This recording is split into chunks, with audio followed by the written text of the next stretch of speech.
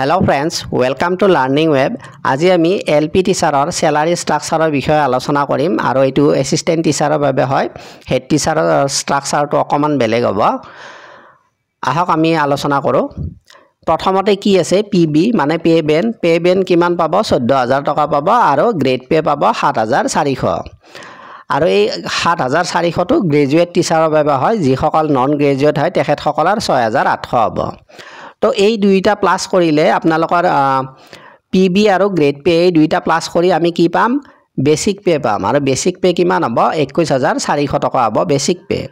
ইয়াৰে পিছত আমি ডিএত কিমান আছে 11770 টকা আৰু এই 11770 টকা কেনেকৈ হয় এইটো বেসিক পেৰ 55% বেসিক পেৰ যেটো মানে 55% কৰি কিনে আমি ডিএ ইমান পাও 11770 টকা বৰ্তমান ডিএ কিমান দি আছে 55% দি আছে আৰু এইটো সময়ৰ লগত ইনক্ৰিজ হৈ গৈ থাকে মই বৰ্তমান সময়ৰ কথাটোহে কৈ আছো তাৰে পিছত আপোনালোকৰ হাউস ৰেন্ট কিমান পাব আপোনালোকে 1498 টকা পাব এইটো কেনেকৈ হয় এই হাউস ৰেন্টটো আপোনালোকৰ যেটো বেসিক পে আছে বেসিক পেৰ 7% হাউস ৰেন্ট দিয়ে তো 7% কৰিলে আমি কিমান পাম 1498 টকা পাম এইটোত ইয়াৰে পিছত আছে মেডিকেল কিমান পাম 600 টকা তো এই গোটেইখিনি প্লাস কৰিলে আমি গ্ৰজ এমাউন্ট পাম 35268 টকা এইটো গ্ৰজ এমাউন্ট ইয়াৰে আকৌ ডিডাকশন আছে ডিডাকশন কৰাৰ পিছতহে নেট এমাউন্টটো আমি গম পাম এবাৰ আমি ডিডাকশনটো চাই লও ডিডাকশনত কি আছে এনপিএস কিমান কাটিব আপোনালোকৰ 3317 টকা কাটিব এইটো 10% হয় আৰু 10% কৰ পৰা কাটে আপোনালোকৰ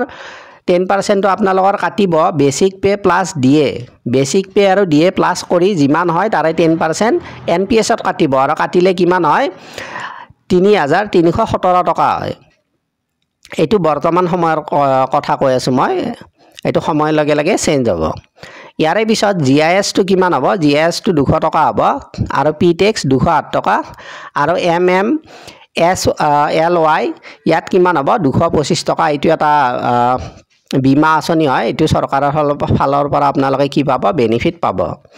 তো এইখিনি আছিল ডিডাকশন এতিয়া নেট এমাউন্ট কিমান হয় চাই লও নেট এমাউন্ট কিমান হ'ব আপোনালোকৰ 31318 টকা এইটো নেট এমাউন্ট যেটো আপোনালোকে প্ৰতি মাহে উলিয়াব পাৰিব আপোনালোকে যদি এতিয়া চাকৰিটো পাই যায় বা বৰ্তমান কৰি আছে নতুনকৈ কোনোবা কৰি আছে বা পাব তো স্যালাৰি ষ্ট্ৰাকচাৰটো এনেকুৱা হ'ব আৰু এইটো সময়ৰ লগে লগে ইনক্ৰিজ হৈ থাকিব মই বৰ্তমান সময়ৰ কথাটোহে কৈ আছো তো এইখিনি আছিল আপোনালোকৰ যদি এই ইনফৰমেশনটো ভাল লাগিছে প্লিজ লাইক কৰিব আৰু যিমান পাৰে শেয়াৰ কৰি দিয়ক আৰু নতুন কোনোবা আছে যদি প্লিজ সাবস্ক্ৰাইব কৰি ৰাখিব